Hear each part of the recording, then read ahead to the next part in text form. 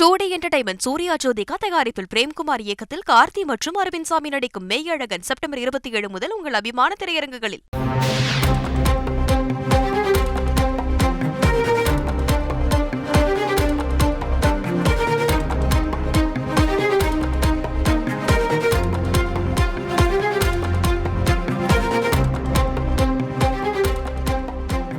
இலங்கையின் புதிய அதிபராகிறார் அனுரகுமார திசநாயக்கே. தேசிய மக்கள் சக்தி வேட்பாளர் அனுரகுமார திசநாயக்கே 52% வாக்குகள் பெற்று முன்னிலை வகிக்கிறார். தமிழர்கள் வாழும் 5 மாவட்டங்களிலும் அனுரகுமார திசநாயக்கே முன்னிலையில் உள்ளார்.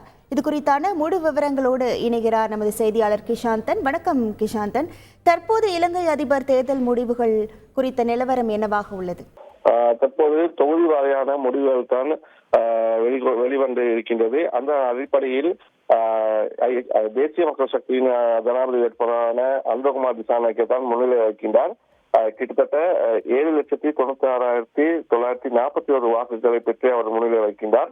அடுத்தபடியாக ஐக்கிய மக்கள் சக்தியின் ஜனாதிபதி வேட்பாளராக இருக்கின்றார் சஜித் பிரேமதாச 4,12,845 வாக்குகளை பெற்றிருக்கின்றார்.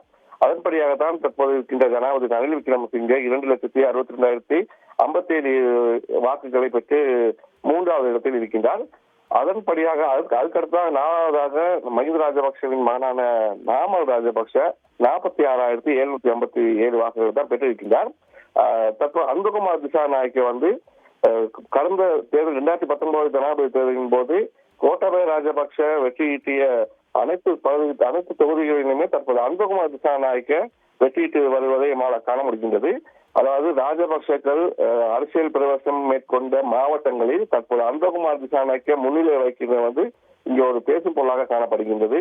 உங்கள் முழு விவரங்களுக்கு நன்றி கிஷாந்தன்.